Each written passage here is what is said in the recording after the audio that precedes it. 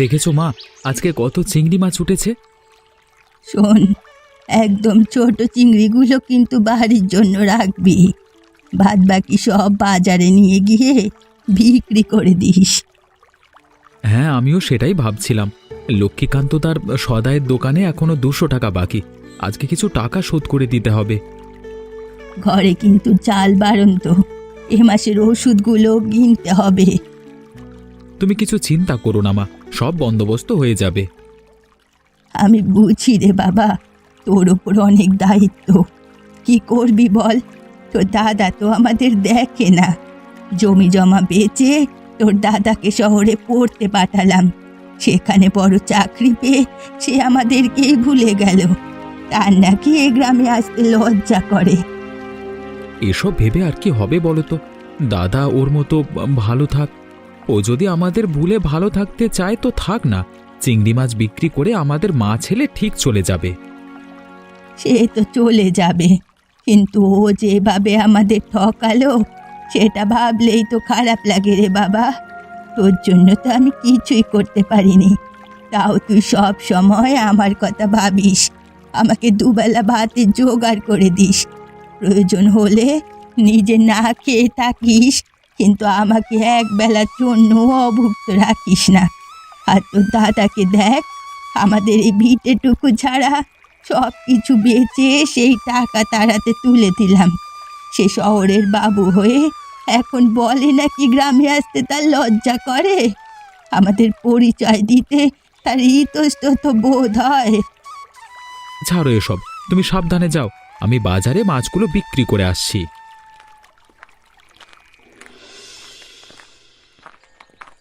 ভাই একটু দাঁড়াও। হ্যাঁ বলুন। ভীষণ বিপদে পড়ে এসেছি, ছোট্ট একটা সাহায্য চাই। কি সাহায্য বলুন? আপনাকে শুধু একটা ঠিকানায় গিয়ে বলতে হবে, হ্যাঁ আমি টাকা নিয়েছি, 1 সপ্তাহের মধ্যে সব টাকা শোধ করে দেব। এর জন্য আপনাকে টাকা দেওয়া হবে। টাকা? কিন্তু আমি তো কারোর কাছ থেকে কোনো টাকা নিই না। আপনি কি বলছেন? আমি তো কিছুই বুঝতে পারছি না। জানি তো, আপনাকে একটু মিথ্যে কথা বলতে হবে। তার জন্য আমি আপনাকে 2000 টাকা দেব। মায়ের ওষুধটা তো আজকের মধ্যেই কিনতে হবে, কি যে করি। কি ভাবছেন? কাজটা আমি করে দেব, কিন্তু আপনি আগে এটা বলুন যে আমাকে দিয়ে এই মিথ্যেটা বলি আপনার কি লাভ? দেখুন, আসলে আমি একজনের থেকে টাকা নিয়েছিলাম, সময় মতো শোধ দিতে পারছি না বলে আমাকে হুমকি দিচ্ছে। তাই আমি বলেছি যে একটা অসহায় ছেলেকে তার মায়ের চিকিৎসার জন্য টাকাটা দিয়েছি, সে আমাকে দিয়ে দিলেই আমি দিয়ে দেব। এবার তারা এটা দেখতে চায় যে আমি টাকাটা কাকে দিয়েছি। কিন্তু এসবের মধ্যে আপনি আমাকেই বা বলছেন কেন? আসলে আমি বিভিন্ন গ্রামে ঘুরে বেড়াই, কদিন হলো তোমাদের গ্রামে এসেছি। আমি খোঁজ নিয়ে জানতে পেরেছি যে এই গ্রামে তোমাদের অবস্থা সব থেকে খারাপ। তুমি মাছ বিক্রির পাশাপাশি অন্য কোনো কাজও খুঁজছো। দেখুন, আমি কাজটা করে দেব, কিন্তু অকারণে আমি ফেঁসে যাব না তো। না না, একদম না। ওরা আপনাকে দেখে আপনার মুখ থেকে কথাটা শুনেই আপনাকে ছেড়ে দেবে। ঠিক আছে, আমি যাব। ঠিকানাটা দিন। এই যে, এই কাগজে লেখা আছে।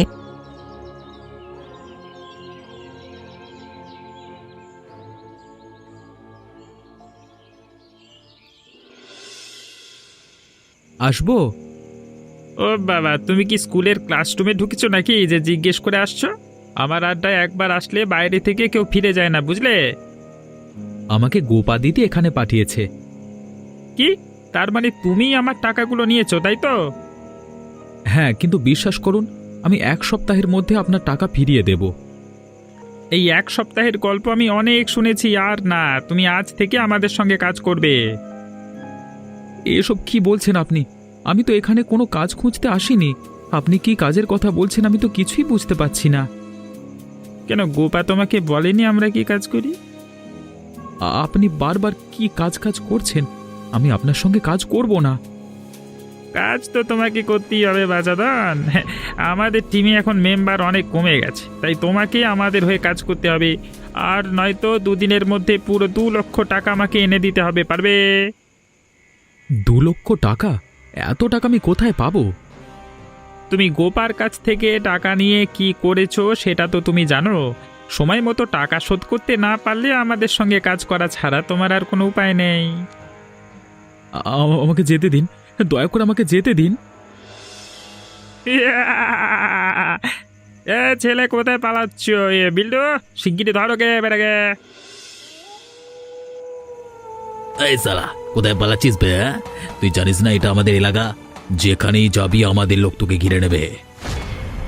আমাকে ছেড়ে দাও, আমি কোনো টাকা নিইনি। আমাকে গোপা দিদি 2000 টাকা দিয়েছিল আর বলেছিল আমি যেন বলি আমি টাকাটা নিয়েছি। এটা শুনি তোমরা আমাকে ছেড়ে দেবে বলেছিল। বিশ্বাস করো, আমি টাকা নিইনি। আমি খুব সাধারণ একজন চিংড়ি মাছ বিক্রেতা। আমার মা আমার জন্য অপেক্ষা করছে, আমাকে বাড়ি যেতে দাও। রে, আমরা কি বলছি তুই শুনতে পাচ্ছি না? তুই আমাদের গরুর টাকা নষ্ট করেছিস, তোকে এখন আমাদের হয়ে কাজ করতে হবে। তোমরা নিশ্চয়ই অসৎ পথে কাজ করো, তাই না? আমি তোমাদের সাথে কাজ করব না। হ্যাঁ, আমরা প্রথমে মানুষের খারাপ সময় তাদের পাশে দাঁড়াই, তাদের টাকা ধার দিই, তারপর সুদের বাহানায় 3 গুণ টাকা বাজেয়াপ্ত করি। সময় মতো টাকা না দিতে পারলে তাদের মেরে ফেলবার হুমকি দিই, কখনো কখনো মেরেও ফেলি। কি এবার বুঝলি তো তুই কোথায় এসে ফেঁসে গেছিস? কিরে, ছেলেটা কোথায়? মারা গেছে গুরু। মারা গেছে মানে? লরিটা কোত্থেকে এসে যেন ধাক্কা দিল, তারপর সব শেষ। আরে কালকে রাতে যখন দৌড়ে পালালো একবারও ভাবিনি আজকে ভোরই সব শেষ হয়ে যাবে। বাঁচবার জন্যই তো দৌড়াচ্ছিল ছেলেটা। তবু বাজলো না, হয়তো ওর কপালে এটুকুই জীবন লেখা ছিল। তুই দেখতে পেলি, মানে শেষটা নিজের চোখে দেখলি? হ্যাঁ গুরু, দেখেছি। ছেলেটা মাটিতে পড়ি তাকালো এদিক ওদিক, যেন কিছু বলতে চেয়েছিল। তারপর আশেপাশে লোকেরা ওকে ঘিরে ধরলো, আমি ফিরে আসলাম, ব্যাস। জানিস, আমি যখন প্রথম এখানে আসি তখন আমিও এই কাজ করতে চাইনি রে, বাধ্য হয়েছিলাম করতে। আমাদের জন্য ছেলেটা মারা গেল রে। আমরা আমাদের কাজ করেছি, হঠাৎ করে যে লরির ধাক্কায় মারা যাবে সেটা কি আমরা জানতাম?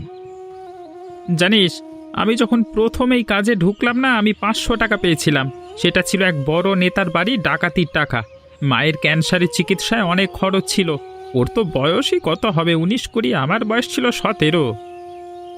দুনিয়াটা নরম না গুরু, যারা নিচে পড়ে থাকে তাদের কেউ দয়া করে না। বাড়িতে আর কে কে আছে জানিস কিছু? বলছিল ওর মা আছে, আর এটাও বলেছিল যে ও নাকি কোনো টাকা নেয়নি। গোপা দিদি ওকে 2000 টাকা দিয়েছিল এটা বলবার জন্য যে ও টাকা নিয়েছে। গোপা এভাবে আমাদের চোখে ধুলো দিল রে। এই টাকাটা রাখ, পরে কোনো এক সময় ছেলেটার মায়ে হাতে দিস, বলিস ও টাকা পেত, ঠিক আছে? ঠিক আছে গুরু। মিনু, এই নে পায়েসটা খেয়ে নে, দেখ কেমন হয়েছে। রাজু ছোটবেলায় গরম পায়েসের গন্ধ পেলেই কি ছোটাছুটি করতো জানিস? আমি ছোট থেকেই রাজুকে চিনি, কিন্তু তাও তোমার কাছে ওর গল্পগুলো শুনতে কি যে ভালো লাগে। তবে আজ পায়েসটা না করলেও পারতে। ছেলেটা মারা যাবার পর তুই আমার সব। তুই না থাকলে হয়তো আজ আমি আর বেঁচে থাকতাম না মিনু। এমন বলে না কাকিমা, আমি তো তোমার মেয়ের মতোই। মনে আছে ছোটবেলায় স্কুল থেকে ফেরার সময় কতদিন তুমি আমাকে তোমার কাছে নিয়ে আসতে, চুল বেঁধে দিতে, নিজের হাতে সোয়েটার বুনে পরিয়ে দিতে। জানিস, রাজু যাওয়ার পর আশেপাশের কেউ আমার কাছে আসে না, সবাই ভয় দূর থেকে খোঁজ নেয়। কিন্তু তুই প্রতিদিন আমার খোঁজ নিয়ে যাস, আমার জন্য রান্না করে দিয়ে যাস। আর তোর জন্মদিনে আমি এক বাটি পায়েস রান্না করব না, সেটা কি হয়? তুমি আমার কাছে কত আপন তুমি নিজেও জানো না কাকিমা। বোকা মেয়ে, এত মায়া করিস কেন? আমারও তো যাওয়ার সময় হয়ে আসলো। এমন কথা বললে আমি কিন্তু আর আসবো না। আচ্ছা বাবা, আর বলবো না। নে নে, পায়েসটা তাড়াতাড়ি খেয়ে নে। তুমি এখানে কি ব্যাপার? বাড়িটা কিন্তু বাবা আর তোর নয়। না, তুমি তো এই বাড়িতে থাকো না, তাই বলছিলাম আর কি। হঠাৎ করে এখানে আসার কারণটা জানতে পারি? তোমাকে নিয়ে যেতে এসেছি। নিয়ে যেতে মানে? আমি দূরে থাকি ঠিকই, কিন্তু তুমি কখন কোথায় কি করছো সব খবর রাখি। তাই নাকি? হ্যাঁ তাই। এখনো সময় আছে, শুধরে যাও। তোমার জন্য একটা নিরীহ ছেলের প্রাণ গেছে। আমি তো ওকে মারিনি, ও লরির ধাক্কায় মারা গেছে। তুমি ওকে ফাঁসানোর চেষ্টা তো করেছিলে। আমার কাছে অন্য কোনো উপায় ছিল না। থানার বড়বাবু অনির্বাণ আমার কলেজের বন্ধু, আমি তোমাকে নিয়ে যেতে এসেছি। তুমি ওর কাছে সব ঘটনা খুলে বলবে। কিন্তু কেন? কারণ আইনের চোখে তুমি দোষী, আর আমার চোখেও। তুমি বোধহয় ভুলে যাচ্ছ, আমাকে জেলে নিয়ে যাওয়া এতটা সহজ নয়। তুমি আগেও অনেকবার চেষ্টা করেছো, কিন্তু সফল হওনি। এখনো সময় আছে, আমি বারবার বলছি, আর ভুল করো না। আমি তোমার জ্ঞান শুনতে চাই না। যেখান থেকে এসেছো সেখানে ফিরে যাও। আর আমি এত সহজে যাব না, তুমি যা পারো করে নাও। কেউ আছেন? হ্যাঁ, তুমি কে বাবা? তোমাকে তো ঠিক চিনলাম না। আমি শহর থেকে এসেছি। আমার বড় ছেলে বিজু তোমায় পাঠিয়েছে নিশ্চয়ই। বিজুকে? আপনার বুঝতে কোথাও ভুল হচ্ছে। আমি এখান দিয়ে যাচ্ছিলাম, আশেপাশে কোনো দোকান দেখতে পাচ্ছি না, খুব জল তেষ্টা পেয়েছে, তাই এখানে আসলাম। ও আচ্ছা। আপনি এটা রাখুন মাসিমা। এটা কি? খেজুরের রস। আমার কাছে তো টাকা নেই, আমি কিনতে পারবো না। টাকা লাগবে না, আমি এমনি দিলাম। না না, তুমি নিয়ে যাও। আপনি আমার মায়ের মতো, রাখুন না। তাহলে তুমি একটু বসে যাও, ভাত রেঁধেছি। মেনু সকালে কিছু চিংড়ি মাছ দিয়ে গেছে, খেজুরের রস দিয়ে চিংড়ি মাছ রাঁধবো। শনিবারের দুপুর দুটো না খেয়ে যেও না বাবা। আপনি আমার মায়ের মতো, আপনার কথা অমান্য করব সে সাধ্য কি আমার আছে? আচ্ছা, মিনুকে আপনার মেয়ে বুঝি? না, ও এই গ্রামের মেয়ে। আমার ছোট ছেলের সঙ্গে একসঙ্গে পড়াশোনা করেছে। আচ্ছা, তা কয় ছেলে মেয়ে আপনার? 2 ছেলে ছিল। ছিল বলছেন কেন? বড় ছেলে শহরে থাকে, আমার কোনো খোঁজই রাখে না। আর ছোট ছেলে মারা গেছে। ক্ষমা করবেন আমাকে। তুমি ক্ষমা কেন চাইছো বাবা? সবই আমার কপাল। ঠিক আছে, তুমি বসো, আমি আসছি।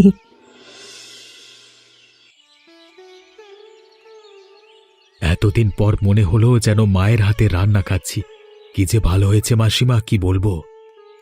তাই তোমার মা নিশ্চয়ই তোমার কাছেই থাকেন। সেই ভাগ্য কি আমার আছে মাসিমা? যে বছর শহরে বাড়ি বানালাম সে বছরই আমার মা মারা যান। আপনাকে দেখে মনে হচ্ছে যেন আমি আমার মাকে দেখছি। এই গ্রামে যখনই আসবে আমার কাছে এসো, কেমন? নিশ্চয়ই আসবো মাসিমা, আপনি এই টাকাটা রাখুন। না না, আমার টাকা চাই না বাবা। আপনার ছেলে দিলে কি আপনি না করতেন? এটা রাখুন, আমি আবার আসবো। আমি কিন্তু অপেক্ষা করব। সাবধানে যেও বাবা, উপরওয়ালা তোমার মঙ্গল করুক। গোপাকে বোঝা, থানায় এসে সবকিছু মেনে নিক। আমরা কিন্তু সুজনকে ধরে ফেলেছি। সুজনকে? যাদের সঙ্গে গোপা কাজ করত আর যাদের বোকা বানাতে গিয়ে ওই নিরীহ ছেলেটার মৃত্যু হয়, কি জানো নাম? রাজু। হ্যাঁ, রাজু। তা তুই জানলি কিভাবে? আমি গিয়েছিলাম ওদের বাড়িতে। ছেলেটার মাকে দেখে ভীষণ খারাপ লাগলো। তার থেকেও বেশি খারাপ লাগলো এটা ভেবে যে এসব ঘটনার সঙ্গে আমার বোনও জড়িত রয়েছে। আমার নিজেকে এত ছোট মনে হচ্ছে না, কি বলবো।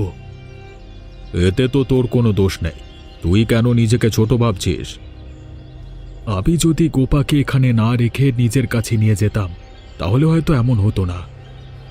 তুই তো আপ্রাণ চেষ্টা করেছিলিস, আর ও যে এমন হয়ে যাবে তুই কি জানতিস নাকি? সে সময় শহরে না গিয়ে আমারও তো কোনো উপায় ছিল না। যা হবার হয়েছে।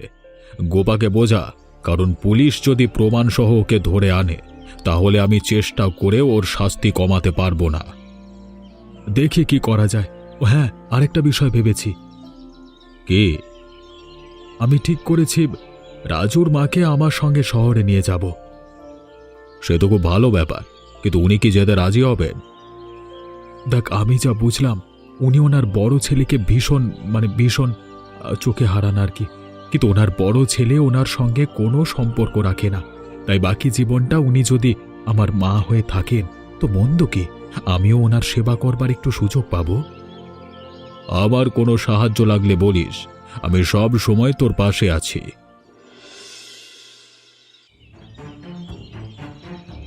আমি ঠিক করে ফেলেছি, তুমি আজ কি আমার সঙ্গে থানায় যাবে? তুমি শহরে কবে যাচ্ছ বলো তো? বললাম না, যতদিন না তুমি নিজের দোষ মেনে থানায় গিয়ে ধরা দিচ্ছ ততদিন আমি যাব না। আমি শাস্তি পেলে তোমার খুব আনন্দ হবে, তাই না?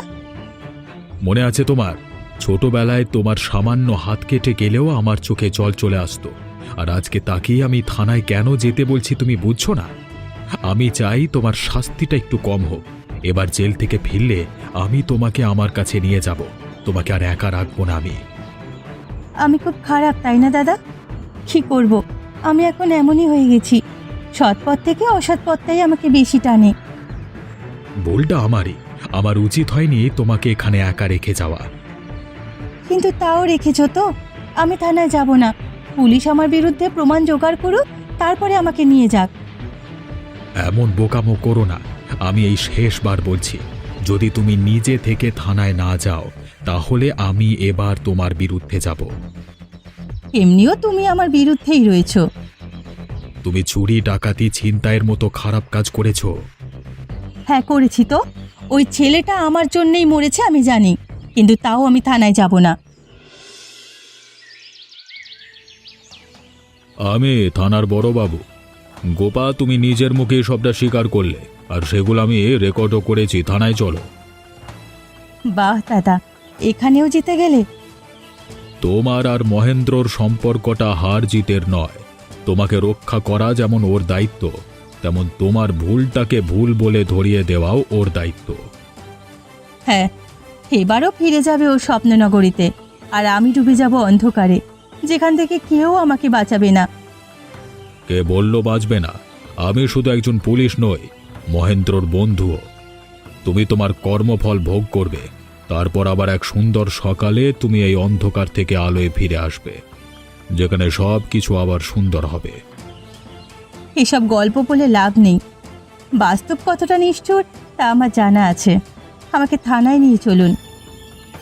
আমি কথা দিচ্ছি তুমি আবার আলোয় ফিরে আসবে। মাসিমা ঘরে আছেন? এ আমি মাসিমা, যাকে আপনি খেজুরের রস দিয়ে চিংড়ি খাইয়েছিলেন। ও তুমি? এসো বাবা এসো, বুড়িকে যে মনে রেখেছো এখনো, এই অনেক। আজকে কিন্তু আমি একটা জরুরি দরকারে এসেছি। কি দরকার বাবা? আজকে আমি আপনাকে নিয়ে যেতে এসেছি। আমাকে? কোথায়? শহরে আমার বাড়িতে, সেখানে আপনার কোনো অসুবিধা হবে না। কিন্তু আমি এই ভিটে ছেড়ে কিভাবে যাব? মাসিমা, এখানে আপনার আপন কেউ নেই যে আপনার দেখাশোনা করবে। শহরে আমার স্ত্রী সন্তান সবাইকে আপনি পাবেন। অনেক তো কষ্ট করলেন, আমার সাথে চলুন। বিশ্বাস করুন, আমি কিন্তু আপনার উপর দয়া করছি না। যা করছি সব নিজের স্বার্থে করছি। বহু বছর হলো মাকে হারিয়েছি। আপনার স্নেহ পেয়ে মনে হলো আপনার সন্তানরাই বা এ ভালোবাসা স্নেহ থেকে কেন বঞ্চিত হবে। ঠিক আছে, আমি যাব তোমার সঙ্গে। হ্যাঁ নিশ্চয়ই, আপনি সব গুছিয়ে নিন। আমরা কালকে সকালে ট্রেনে শহরে যাব। আমার শহরের ঠিকানাটাই কাগজে লেখা আছে, আপনি কাউকে দিতে চাইলে দিতে পারেন। এখন তাহলে আমি যাই, সকালে আসছি। আচ্ছা। কাকিমা, এই নাও রুই মাছের ঝোল। মিনু, আমি শহরে যাচ্ছি। কি? শহরে? বিজুদা এসেছে নাকি? তোকে একটা দাদার কথা বলেছিলাম, মনে আছে? শহর থেকে এসেছিল, খেজুরের রস দিয়ে চিংড়ি মাছ রান্না করে খাইয়েছিলাম। ছেলেটা বড় ভালো, আমাকে ওর কাছে নিয়ে যেতে চায়। এই যে ওর শহরের ঠিকানা, এমনভাবে বলল, না বলে পারলাম না। তাছাড়া তোরও তো বিয়ে হয়ে যাচ্ছে, আমার আর কোনো পিছু টানি থাকবে না। তুমি আমার বিয়েতে থাকবে না? শরীর ভালো থাকলে ঠিক আসবো, ছেলেটা বড় মায়াধারী জানিস, কিছুতেই না করতে পারলাম না। শহরে যাচ্ছি, উপরওয়ালা চাইলে বিজুর সাথেও হয়তো দেখা হয়ে যাবে। যে ছেলের ওপর এত রাগ, তার সঙ্গে দেখা হবার আশায় তুমি নিজের ভিটে ছেড়ে শহরে যাচ্ছ। মায়ের মন বোধহয় এমনই হয়। কিরে, কিছু বলছিস না যে? ঠিকানাটা দাও, আমি যাব মাঝে মাঝে তোমার সঙ্গে দেখা করতে। কি কি নিয়ে যাবে সব গোছাতে হবে তো। দাও, আমি সব গুছিয়ে দিচ্ছি। আমার সোনা মেয়ে,